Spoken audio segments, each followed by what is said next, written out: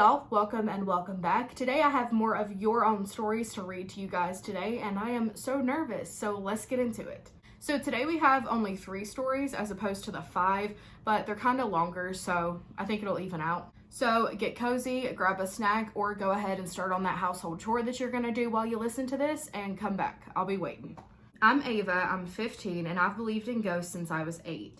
I've always been open to experiencing them, and now I've learned a lot of tricks and ways to communicate.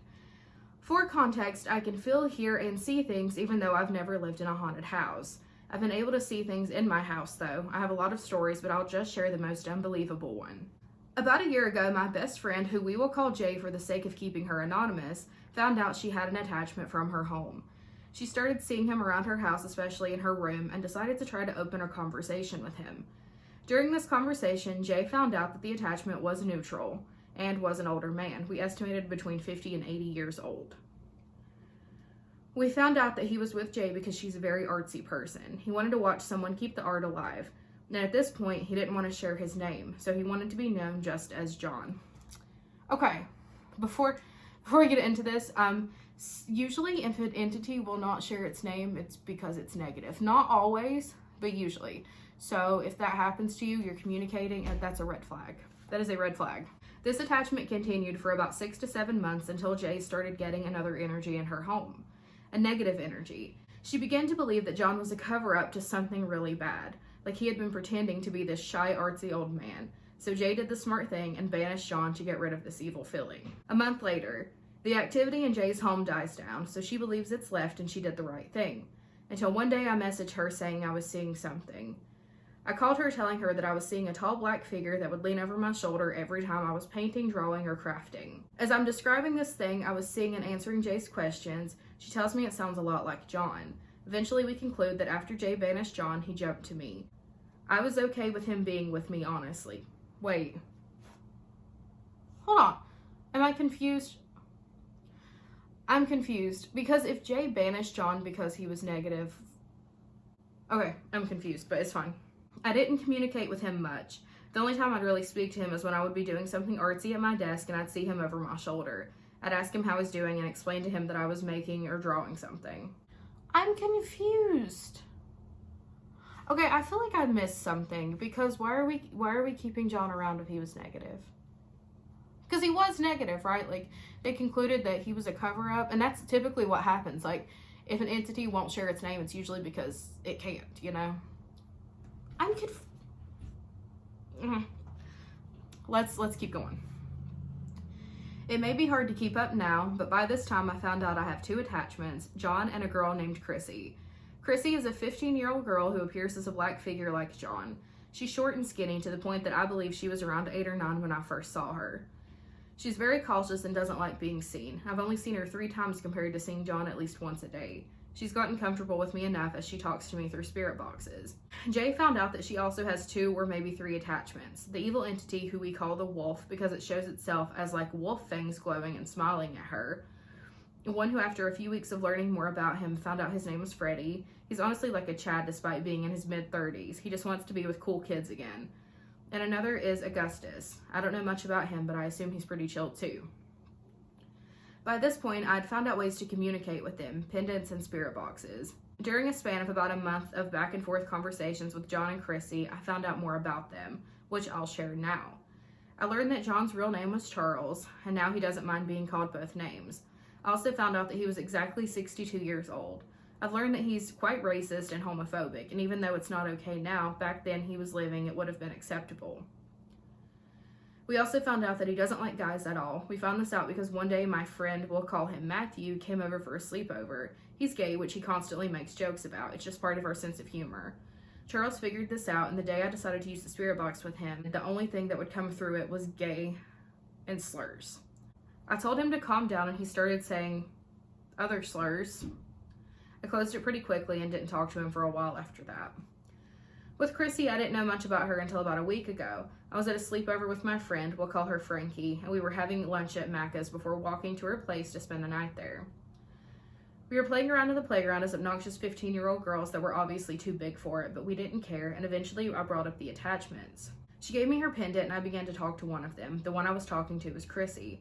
I found out that she was 15 and just liked hanging out with us. She really liked Frankie too. We were sitting in the plastic cube room that playgrounds usually had at the bottom of them. Do you know what I mean? I was leaning against the wall, the door to the cube in the corner of my eye. I know what you mean. I know what you're talking about. It took a second though. As she started talking to her attachment, I saw a girl lean down and peek through the door at both of us before fading away. I later asked and Chrissy confirmed it was her. So I've been living my life with 2 attachments right now. I love the fact that I can hear, feel, and see them, although sometimes they can be a bit overwhelming.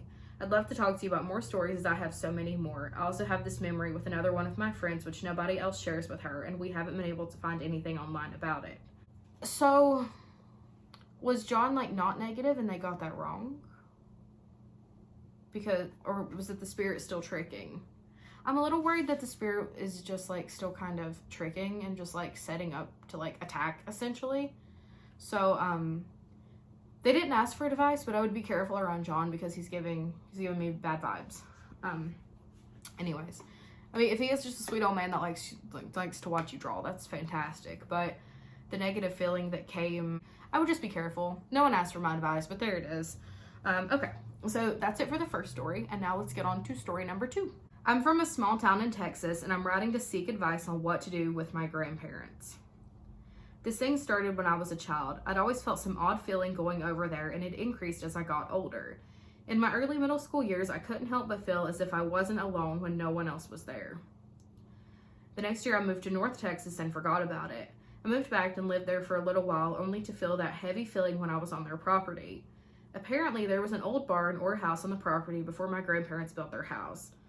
Besides the heavy feeling, nothing ever happened. But all of our cats have always stood on their back legs looking at the corners of my uncle's room, and they continue to do that. The summer before my freshman year, I and my mom weren't getting along, so I went back to stay there for a while. Everything was fine for a few weeks, up until one night when I was playing my piano with my headphones in, and something felt off. I took my headphones out and heard some noises in the kitchen. I called out our only cat's name. He's super skittish, and when you say his name, he runs and you can hear his bell. I call his name and nothing. I brushed it off and put my headphones back on and continued to play. I heard the noise again, but louder. I got up and walked into the kitchen and called his name a few times looking for him. I went into the living room, but the noise wouldn't stop. I went to wake my grandma up, but when we walked in there, the noise stopped. Nothing else happened that night. A few days go by and the noise continues around 3 a.m. every night. So I move into the bedroom to sleep in there. Every day at 3, I would hear knocking on the wall beside my bed. I'd get up, look around, but nothing. This continues getting more violent throughout the next few days. Then the touching started. I started feeling something grabbing my feet, and then that progressed to touching my back, and then it went to stroking my hair, which turned into scratching and pulling. I started not being able to sleep at night, and even when I slept during the day, I always felt like something was watching me. I would wake up with random scratches and bruises that weren't explained. Recently, I and my boyfriend had to stay the night because of a family event the next day. Everything is okay, and about 2 or maybe 2:30 that night, I get the watching feeling and just a really bad gut feeling. Not too long after that, the power went off for a few seconds, then came back on, which is very strange. It usually doesn't happen. My uncle checked out everything, and he said it was very strange too. He had similar occurrences and touches on a daily basis. I'm always so scared about what to do when I have to go over there. I feel bad for avoiding my grandparents. I just don't know what to do. So, yeah. Sounds like something, I don't necessarily know if they're like dangerous, but something's definitely lurking around inside there. I would do some cleansing, some banishings, put up some protections, and just, yeah, do that. It sounds like something was kind of already on the property maybe, and then like it just moved to the house when it got built. But I think cleansings, it doesn't feel to me like it's malevolent. I don't like that it's like pulling at you, but I think it's trying to get your attention. So I would, yeah, try some cleansings and see if that works. And then if it doesn't, we'll go from there. Because if that doesn't work, it's probably something real bad. All right, that was the shortest story we have. But this next one's on the longer side, and it is a mimic doppelganger story. So I know you guys love those. In the summer of 2015, I was 13, and at the time I was on summer break. I was really into COD at the time. So with that being said, on top of being on summer break, my sleep schedule was literally reversed. I would wake up at 9 p.m. and go to sleep at like 12 to 1 p.m. This specific time, my mom was actually awake as we were taking turns on COD. Oh, that's cute. When it was my turn, my mom got a call and put it on speaker because it was my aunt. My aunt asked, "Is Jolene at home?" Her name's Jolene, and I'll refrain from singing Dolly Parton to you right now. Okay, sorry. My aunt asked, "Is Jolene at home?" My mom replied, confused, "Yes. Why? Are you sure?" My aunt asked.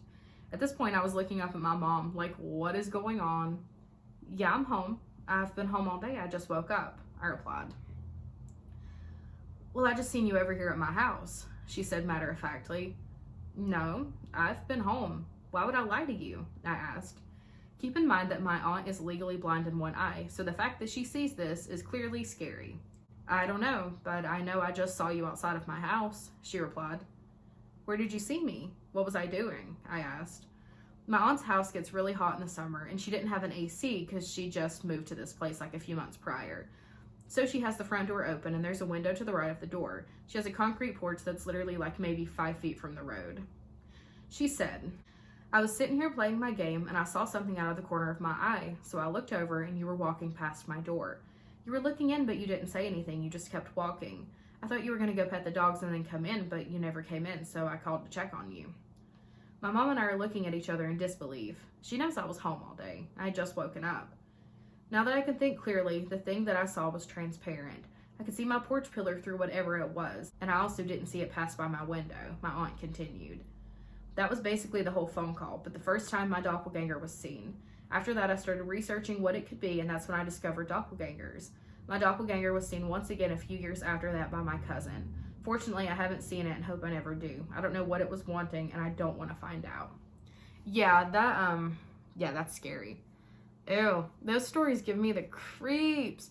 Mimics, doppelgangers, whatever you prefer to call it, whatever your beliefs are on what each of them are, they are terrifying and usually very hard to get rid of. So I hope experiences never happen again. You didn't ask for advice, but my advice would be to tell whoever sees them to not interact with it. Make sure it's you that they're interacting with, as to not fuel it. And yeah, those are scary. I don't like that. I don't like that. Anyways, that is all for today. Thank you guys for sitting in with me and listening. I hope you have the best weekend. Be safe and be nice to people, because some people are not nice and it sucks. Okay. Anyways, bye.